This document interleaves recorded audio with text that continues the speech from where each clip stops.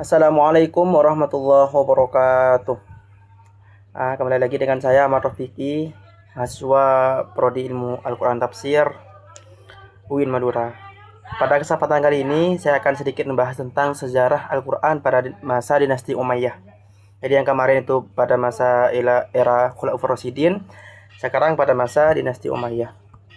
Baik, yang pertama ini saya akan sedikit menerangkan asal usul serta kontribusi dari dinasti Umayyah. Jadi dinasti Umayyah ini berasal dari kaum Quraisy, dari keturunan Umayyah bin Abdul Syam bin Abdul Manaf. Jadi masih satu rumpun dengan Rasulullah SAW. Dan dinasti ini berdiri pada tahun 661 sampai 750 Masehi, yang mana didirikan oleh Muawiyah bin Abu Sufyan yang berpusat di Damaskus atau Syam. Dan pada masa ini itu ada dua fase besar. Yang pertama itu fase Damaskus, yang kedua itu fase Andalusia yang dipimpin oleh Abdurrahman Ad-Dakhil. Dan adapun kontribusi terhadap Al-Quran, Muawiyah bin Abu Sufyan ini melanjutkan penyebaran mushaf Utsmani di wilayah Syam dan Mesir. Abdul Malik bin Marwan menjadikan bahasa Arab sebagai bahasa resmi negara. Dan Al-Walid bin Abdul Malik itu memperluas Masjid Nabawi dan Masjidil Haram sebagai pusat pengajaran qiraat. Dan Umar bin Abdul Aziz itu sebar mushaf Utsmani ke seluruh wilayah Islam dan membentuk lembaga pendidikan Al-Quran. Itu salah satu kontribusi dari dinasti Umayyah. Dan yang terakhir itu dari penyebaran pengajaran Al-Quran itu muncullah para imam-imam qiraat besar yang sudah kita ketahui seperti Ibnu Katsir, Ibnu Nafi, dan masih banyak lagi, yang nanti itu melahirkan sistem qiraatus sab'ah, 7 bacaan qiraat yang mutawatir. Yang kedua itu kodifikasi teks Al-Quran. Di sini ada 3. Yang awal, kodifikasi awal itu teks Al-Quran awalnya tanpa tanda baca dan titik. Jadi yang pertama itu tidak ada tanda baca dan tanda titik.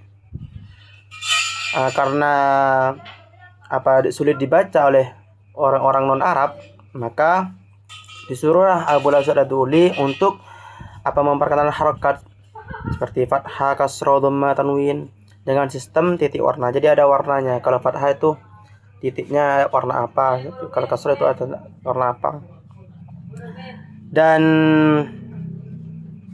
Yahya bin Ya'mar dan Nasir bin Hashim itu menambahkan tanda titik pembeda huruf seperti pada ba, ta, sa, seperti itu. Dan Khalil bin Ahmad Al-Faridi itu menyempurnakan bentuk harakat seperti yang dipakai sekarang, yang sudah kita ikuti sekarang. Yang terakhir itu hasil kodifikasi. Itu tulisan Al-Quran itu berkembang dari arak gundul menjadi sistem lengkap dengan harakat dan titik huruf. Yang kita ketahui sekarang bentuk mushaf itu seperti apa. Jadi itu udah hasil kodifikasi dari sebelum-sebelumnya. Dan yang terakhir yaitu manuskrip dan perkembangan qiraat. Manuskrip Al-Quran di era dinasti Umayyah ini jenis tulisannya itu berbentuk ijasi, miring, dan kufi, tegas atau geometris.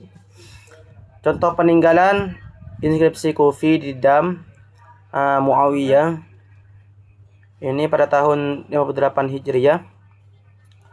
Manuskrip Yaman dengan tanda titik Abul Aswad, mushaf dengan ornamen dan tanda pemisah ayat beragam bentuk titik, kolom, garis, segitiga.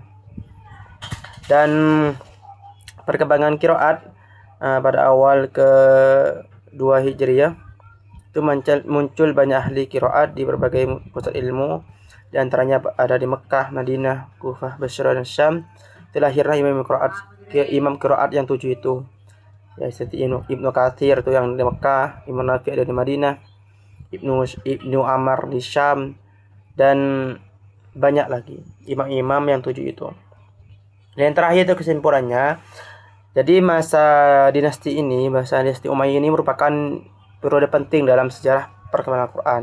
Jadi setelah era Khulafaur Rasyidin, masa ini merupakan masa yang sangat berperan gitu. Karena di masa ini itu penyebaran Al-Quran itu semakin meluas, semakin masuk ke berbagai negara-negara di masa dinasti Umayyah. Mungkin hanya itu yang dapat saya sampaikan. Kurang lebihnya mohon maaf. Wassalamualaikum warahmatullahi wabarakatuh.